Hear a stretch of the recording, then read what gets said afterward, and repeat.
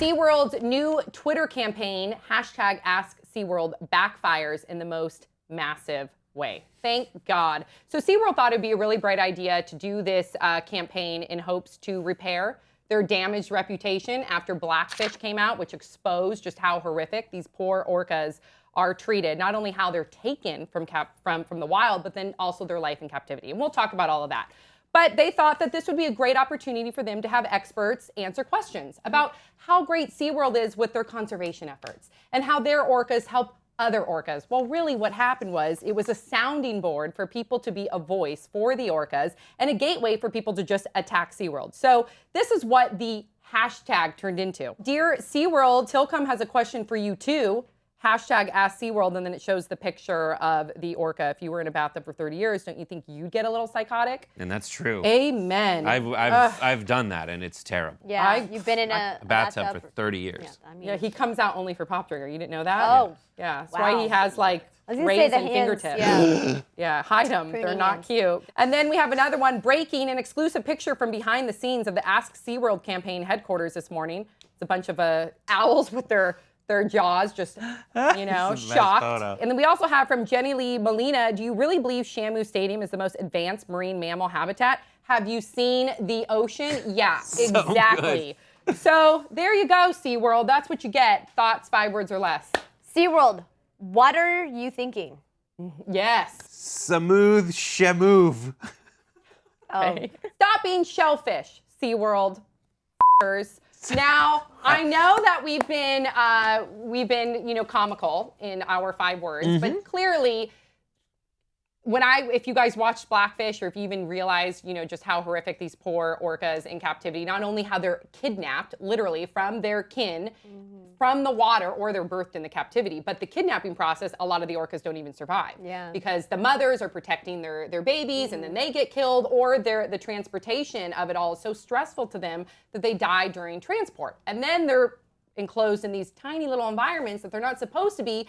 And these poor orcas are gnawing at the concrete, breaking their teeth. The way that they're trained is horrific. When I was a kid, I thought that they would be taken somehow with magic, I guess, because I believed in magic, to the bay or like some sheltered bay because they couldn't live in the wild. Me That was too. the only thing that my brain as a child, and I was an idiot as a child, could ever come up with as a possible reason for this. But they live in those little tiny areas. It's really sad, yeah. Who possibly could think that was a good idea? Let's free Willy. And you know what? There's so many trainers nowadays that used to actually currently work at SeaWorld and used to work at SeaWorld that have come out and say, it's horrific. We won't even take our own families here because we've seen it firsthand. And unfortunately, one of the trainers was killed by that one orca. And you can't.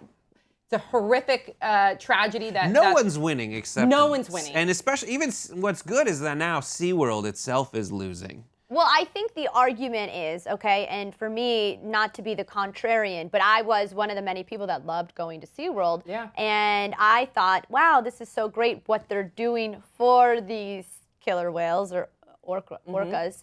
But I think the SeaWorld's defense is, look at what we're doing. We're learning a lot about them. And I'm sure that they are taking efforts to learn about the species and try to help out the species. But I agree that when I saw that documentary, like many who didn't have that education and know how they were treated, certainly I won't be going to a SeaWorld again. No. Right. And think through the things you've actually learned. Like, I get that SeaWorld has like scientists probably and they're studying something. But the only things I ever learned about SeaWorld were that the dolphins can jump and they can spin, and that's it. And then the only thing I've learned is like how terrible SeaWorld is since then. But then I guess if you choose to ban SeaWorld and think down upon them, then do you feel that same way about zoos and those types of things as well? It opens up a broader argument, as it should. And it should, yeah. Yeah, and as it should. I'm so grateful to Blackfish. I feel really bad am. about like when I was a kid. I loved it as a kid. Me too. But You like, didn't know any better, If you and sit a I kid didn't know down any better either as a kid. Yeah. I went too as a kid. Yeah. Right. Well, this isn't the only like Twitter campaign that's backfired. This is also worth like looking into. Pause. Is this Pop Trigger Investigates, Brett? This is Pop Trigger Investigates. Just a really quick run through. This is a Okay. thing that PR executives, it makes sense if you're going on television in a news conference in a controlled environment to say, I'm going to answer your questions. But when you open things like this up to the internet, it backfires frequently. My favorites are Ask Thick, Robin Thicke. He did just Ask Me Anything. They ask questions like, do you gel your hair with the grease from your own personality? Ooh. And will your answer to this question sound suspiciously like a Marvin Gaye song? Oh, from Blurred Lines. From Blurred Lines. McDonald's stories. McDonald's was like, share with us your stories of going to McDonald's, expecting people to say like, oh, when I was 7 years old, we had a Happy Meal McDonald's birthday. It was fantastic. But instead they got a hashtag McD story. My wife can always tell I've been to McDonald's by the smell of my farts. And other things like, if I want to shoot up a heroin, I do so right outside McDonald's, then hide in the tubes in the ball pit until the kids arrive. Yikes. Redskins, the Redskins Pride, that was one. JP Morgan did one. A Q&A that started, give us your questions. It said, do employees get noise canceling headphones to mute the sounds of poverty that your foreclosure causes?